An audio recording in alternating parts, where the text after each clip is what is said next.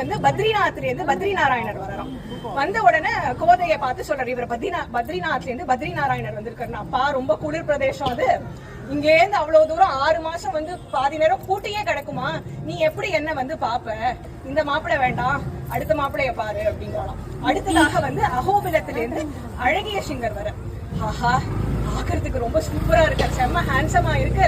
கரடு முரடான பாதையாச்சே, அங்க மலைக்கு போனனாலே ஜீப்பு டிராக்டர் இதெல்லாம் வேணும், நீ எப்படி என்ன வந்து பாப்ப. பொதுவாக வந்து இந்த காலத்துல வந்து மாப்பிள்ளைக்கு வந்து இடம் ரொம்ப முக்கியம், எப்படிப்பட்ட இடத்துல மாப்பிள்ளை இருக்குங்கிறது ரொம்ப முக்கியம். இப்படி மேடு பள்ளமும் இருக்கிற இடத்துலயா என்ன போய் நீ கல்யாணம் பண்ணி கொடுப்ப, வாண்டாம்ப்பா அப்படிங்கலாம். அடுத்தது வந்து நம்ம ட்ரிப்ளிகேட்ல இருந்து பார்த்த சாரதி வர. அப்பா நீயும் வேதம் படிச்சவர், சுவாமிக்கு வந்து கைங்கரியம் பண்றவர், இவர் மீச முறுக்கோட இருக்கார், நம்ம குடும்பத்துக்கு இதெல்லாம் செட் ஆகுமா அப்படின்னு கேக்குறாளாம். அடுத்தது வந்து சரி நீ எல்லாரையும் இப்படி வேண்டாம்னு சொல்றிய, பேசாம இந்த வடபத்திர ஷாயியே கல்யாணம் பண்ணிக்கிறியான்னு கேக்குறேன்.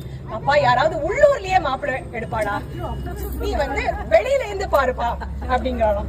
உடனே வந்து சரி பக்கத்துல எங்கேயானு பாப்போம்னு சொல்லி கள்ளழகரை கல்யாணம் பண்ணிக்கிறியா, ஆஹா பேரலையே அழகு இருக்கு, இவரை கன்சிடர் பண்ணலாமா அப்படின்னா 100 தடா அக்கார வருஷம் 100 தடா வெண்ண, நான் எப்ப பார்த்தாலும் தடிகை பண்ணிட்டே இருக்கணும், இதெல்லாம் எனக்கு சரிப்பட்டு வராது அப்படின்னா. சரி பக்கத்து ஸ்டேட்ல இருக்கிற பத்மநாபனை பத்தி கன்சிடர் பண்றியாமா அப்படின்னா, அதெல்லாம் ரொம்ப பெரிய இடம்பா, ABC அப்படின்னு சொல்லிட்டு அவருக்கு எக்கச்சக்க சொத்து இருக்கு, நம்ம வசதிக்கு ஏத்தா மாதிரி பாரு அப்படின்னு சொல்றாங்க. இந்த மாதிரி 107 பெருமாளை வேண்டாம் வேண்டான்னு சொல்லிட்டு 108வது பெருமாளாக அங்க இருக்கிறது ஸ்ரீரங்கத்திலிருந்து அரங்கர்.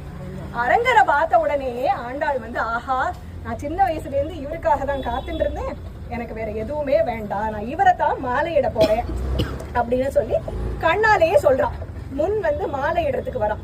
மாலையிட வரும்போது ஆண்டாளை சுத்தி தோழிகள் எல்லாம் இருக்கான். தோழிகள் எல்லாம் என்ன பண்றாளாம், பரிகாசம் பண்றாளாம்.